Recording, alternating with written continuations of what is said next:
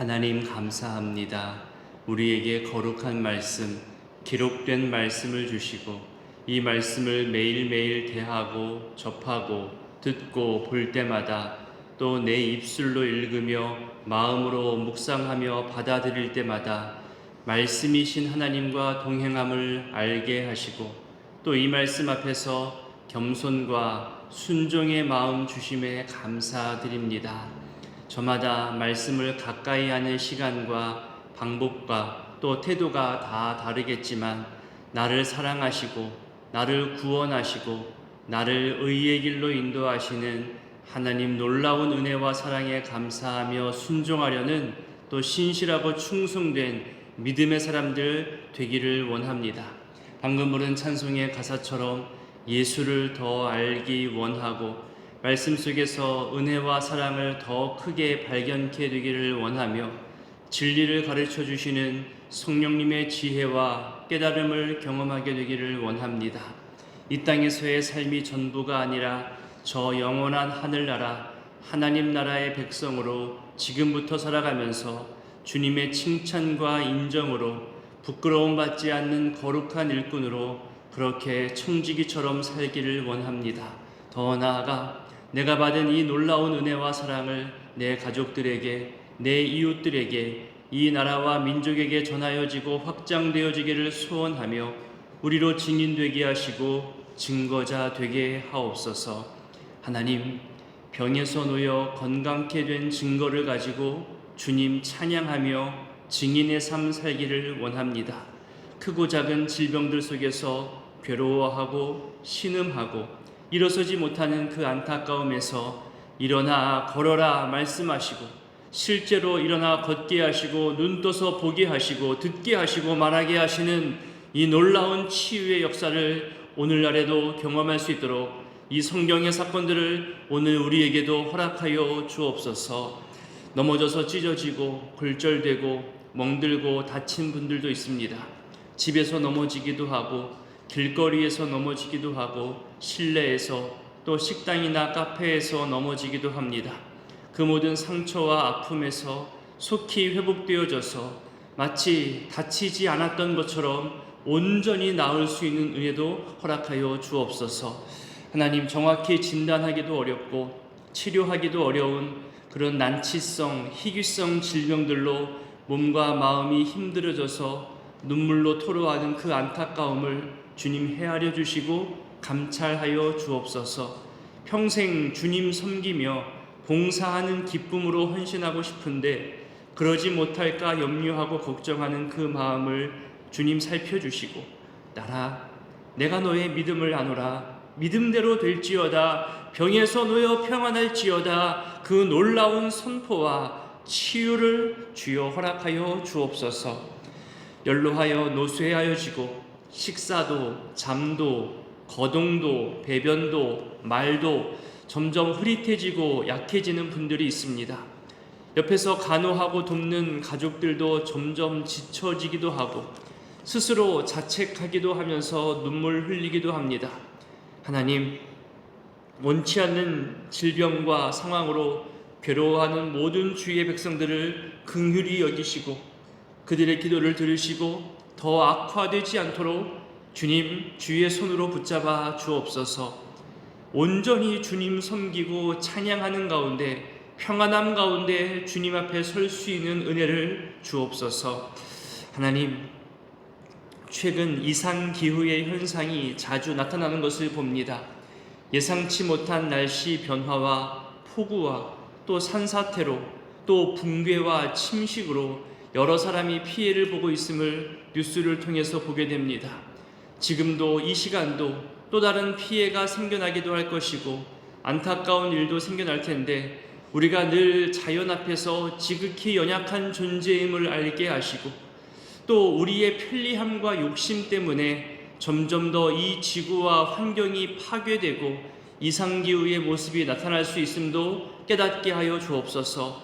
또한 사람의 힘으로 충분히 막을 수 있었음에도 막지 못한 일들도 보면서 혹시 우리 교회의 모든 관리와 봉사에 있어서도 우리가 미처 예상하지 못한 일은 없는지, 우리가 해야 하는데 나태함과 무관심으로 놓치고 있는 것은 없는지 건물과 시설과 그리고 섬기고 봉사하는 사람들까지도 세심히 돌아볼 줄 알게 하옵소서.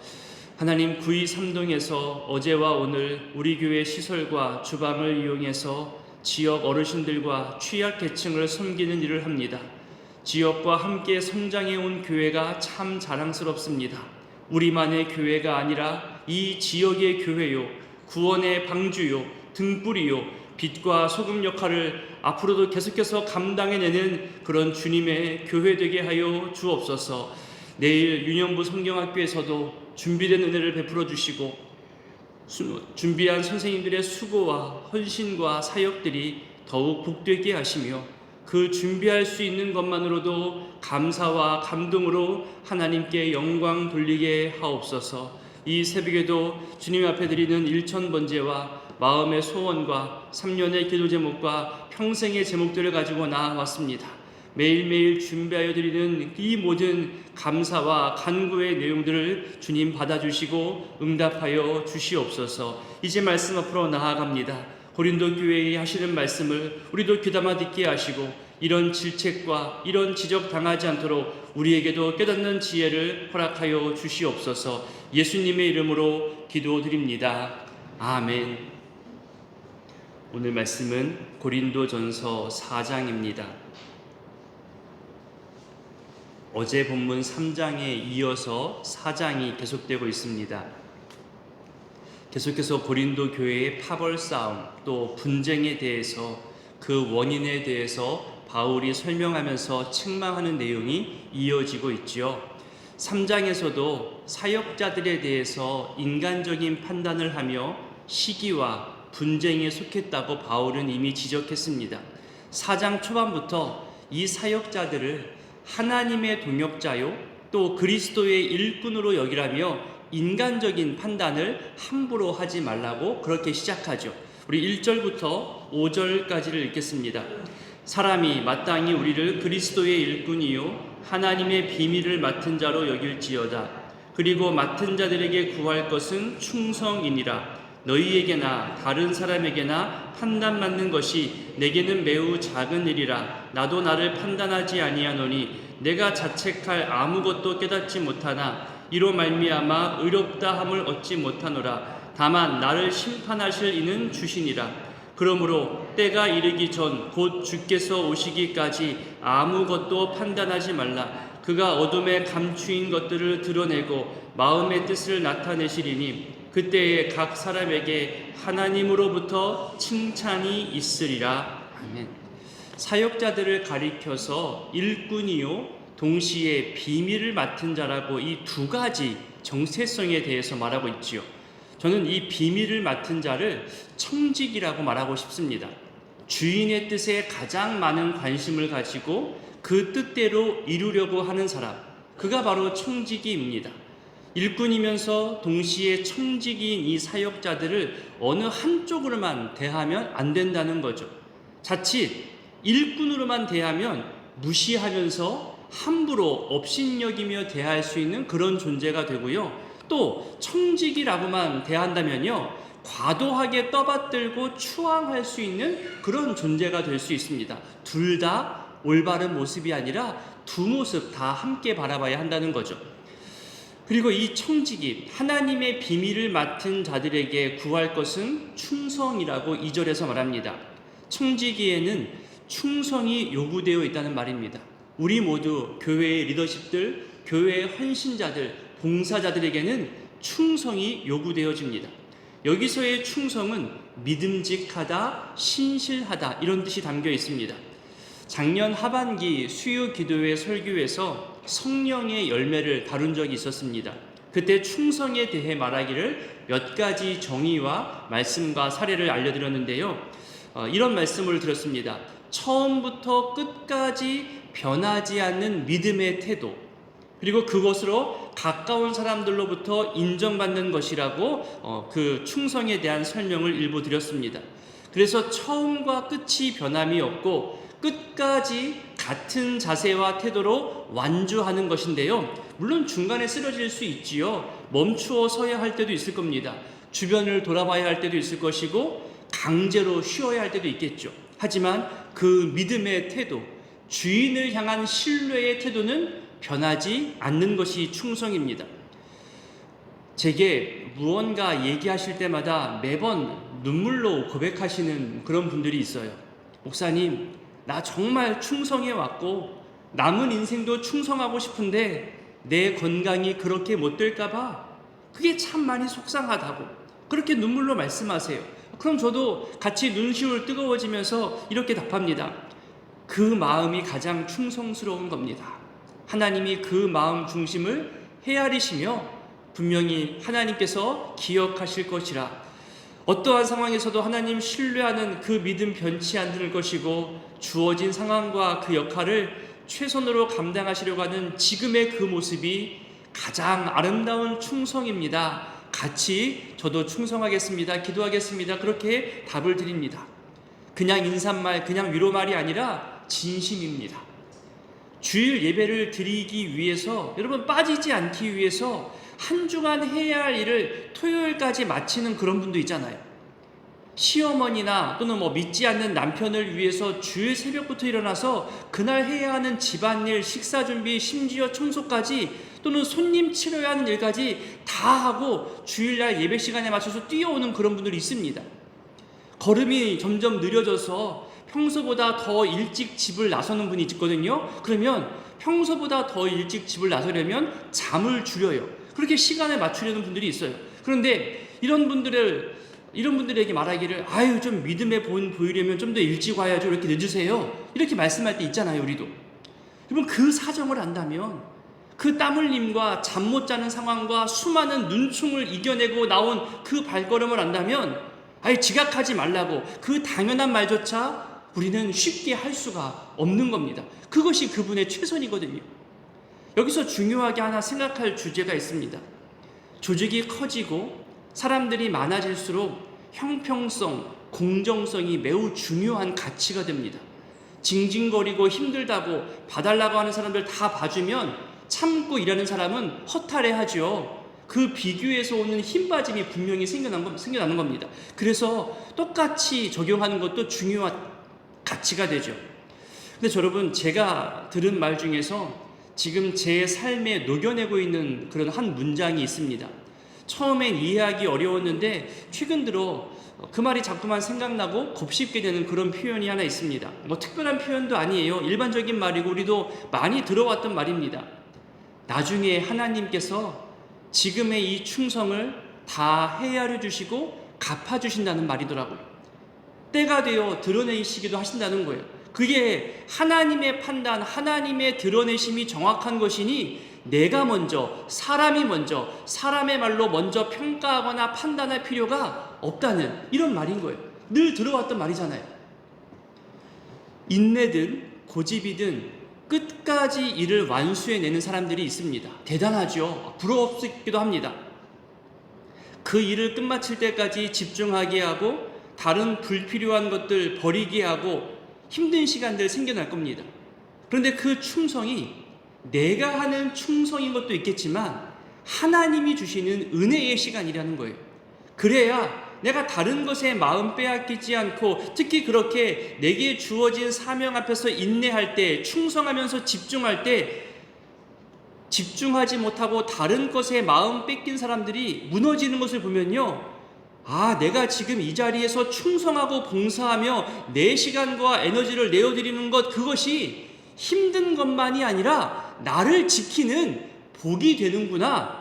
여러분, 이것을 경험하면요, 내가 충성한 것 같아 보여도 하나님이 나로 하여금 지켜내게 하고 충성하게 하신 은혜의 손길이 내게 있구나, 또 깨닫게 될 때가 있잖아요. 사회나 기업이나 그런 교회 밖 기관에서처럼 목표를 정하고 그 목표에 달성하기 위해서 중간 목적을 이루어야 되고 성과를 보여야 되고 성과에 미치지 못하면 좌천당하거나 밀려나게 되겠죠. 그런데 교회에서의 봉사와 섬김은 그런 수치로, 성과로 드러낼 수 있는 것들이 아니잖아요. 심지어 여러분, 설교를 생각해 보세요. 제가 가끔은 의도적으로 강해 설교, 주제 설교, 3대지 설교, 서사 설교, 인물 설교, 교리 설교, 또 감성적 설교, 이성적 설교, 여러 가지 설교 형태와 방법을 시도할 때가 있습니다. 본문에 맞는 설교를 찾기도 하지만 우리 교회 성도님들에게 이러이러한 삶을 살아가는 분들에게는 어떤 설교 방법과 형식이 더 잘 이해되고 감동이 되고 도전이 될까? 저도 맞추기 위해 시도해보고 찾아보고 적용할 때도 분명히 있습니다. 이것이 수치로 드러날 수 있는 것은 아니더라고요.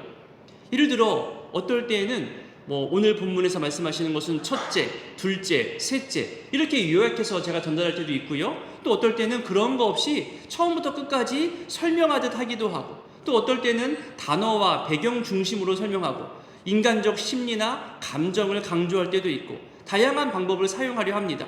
그때마다 여러분 반응이 전부 달라요.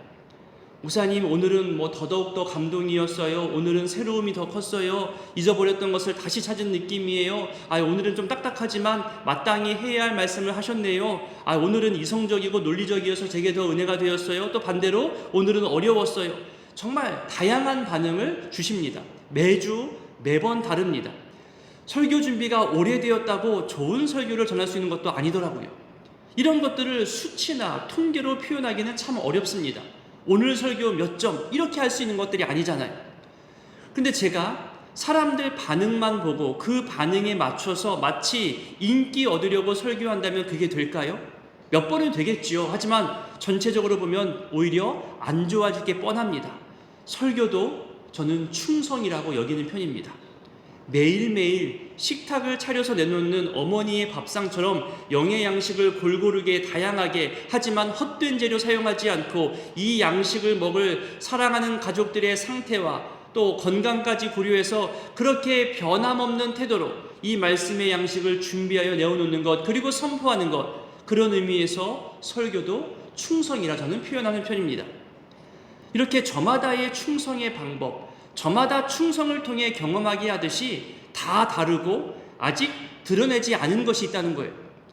다만 변치 말아야 할 것은 앞서 설명드린 대로 주인의 뜻을 가장 먼저 생각하고 헤아리고 전하기 위해서 주인에게 관심을 갖는 청지기의 태도, 이 변함없는 충성이 저와 여러분 모두에게 있기를 바라봅니다. 그래서 3절부터 5절까지를 보면 이 충성에 대해서 함부로 말하지 말라는 거예요. 왜 함부로 판단하냐? 이렇게 지적하는 거죠.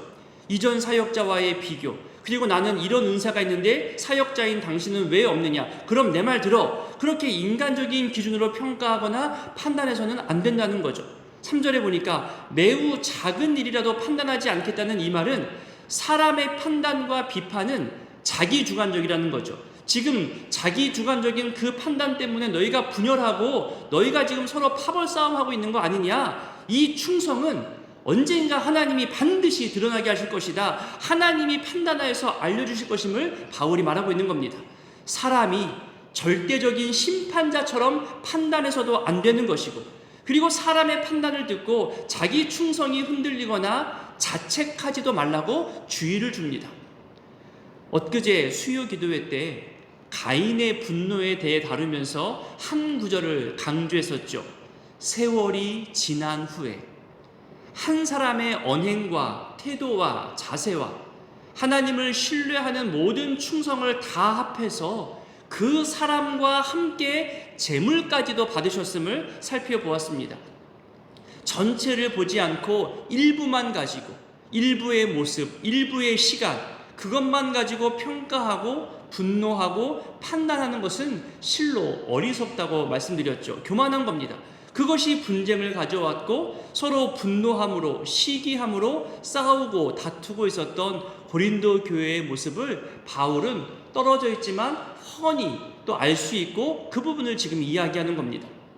교회 안에서 봉사하고 헌신하는 모든 사역자들, 모든 직분자들을 향해서 내 주관적으로, 그리고 우리 일부분의 편견만을 가지고 함부로 판단하지 않았으면 좋겠습니다. 언젠가, 아니 어쩌면 내일이라도 하나님이 드러내십니다. 그것이 가장 정확한 판단이기 때문에 내가 먼저 인간적인 판단을 내비칠 이유가 없습니다. 6절 중간 이후로 보니까 고린도 교회 교인들의 교만함과 자기 판단이 어느 정도였냐면요, 기록된 말씀 밖으로 넘어갈 정도였던 거죠. 그게 대적함이고 교만함이고 분쟁이 되었다고 말합니다. 말씀보다 앞설 것은요, 그 누구도, 그 무엇도, 그 어떤 은사도 있을 수 없습니다. 이제 바울은 고린도 교회의 분쟁이 사라지기를 바라는 그런 마음으로 권면합니다. 조금 뒤로 가서 우리 14절부터 16절까지를 읽어보겠습니다.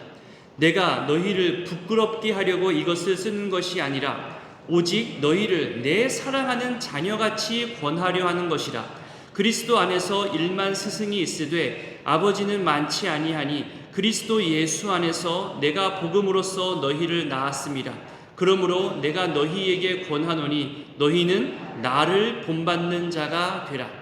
이렇게 자세하게 이유와 원인을 쓴 것은 너희를 부끄럽게 하려고 한 것이 아니라 사랑하는 자녀처럼 여기면서 권면하고 있다는 것을 말하는 거죠. 그러면서 17절에 보니까요, 디모데를 보냈음을 알립니다. 그리고 나서 그래도 안 되면 18절부터는 내가 직접 갈 수도 있겠다라고 말하는 거죠. 내 앞에서는 아무 말도 못하면서 왜 내가 없을 때 그렇게 교만한 말과 함부로 판단하면서 분쟁을 일으키느냐 책망하면서 내가 다시 찾아갈 수도 있다고 말하는 거죠. 여기 18절에 보니까 스스로 교만하여졌다는 것, 이것이 고린도 교회 교인들을 향한 바울의 지적이자 권면사항입니다. 내가 조금 뭔가 이루었다고, 내가 무엇을 얻었다고, 내가 누군가의 인기와 지지를 받게 되었다고 그거 하나로 한껏 부풀어 올라서 교만해지고 거만해지는 것이 그 당시 고린도 사람들의 특징이었다고 합니다. 고린도 교회 사람들도 그런 세상 문화와 같이 교회 안에서 그런 교만된 모습을 드러냈다는 거죠. 특히 말의 교만함, 수사학과 웅변술이 뛰어났던 고린도 도시의 그런 문화 영향 때문에 교회에서도 경건한 믿음과 삶의 태도가 아니라 말만 무성했던 모습이 나타났던 거죠. 그래서 20절에 보니까 하나님 나라는 말에 있지 않다고 이렇게 말하는 겁니다. 바울이 이런 교만을 지적하면서 뭐라고 말하고 있는지 마지막 21절을 볼까요? 21절 읽어봅니다. 너희가 무엇을 원하느냐? 내가 매를 가지고 너희에게 나아가랴. 사랑과 온유한 마음으로 나아가랴. 내가 매를 가지고 너희에게 갈까? 사랑과 온유한 마음으로 갈까? 그러면서 교만을 다시 한번 경계하며 주의시키고 있습니다. 여기서 말하는 매는 물론 사랑의 매입니다. 앞서 설명한 자녀를 사랑하는 아버지의 훈계로서의 매를 말하고 있는 거죠.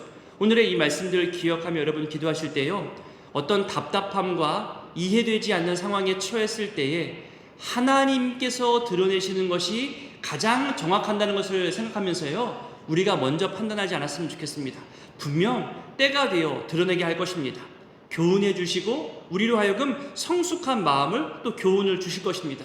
그러니 내가 먼저 부정과 불만과 업신여김과 잘못된 판단과 정죄로 스스로 교만해질 필요가 없습니다.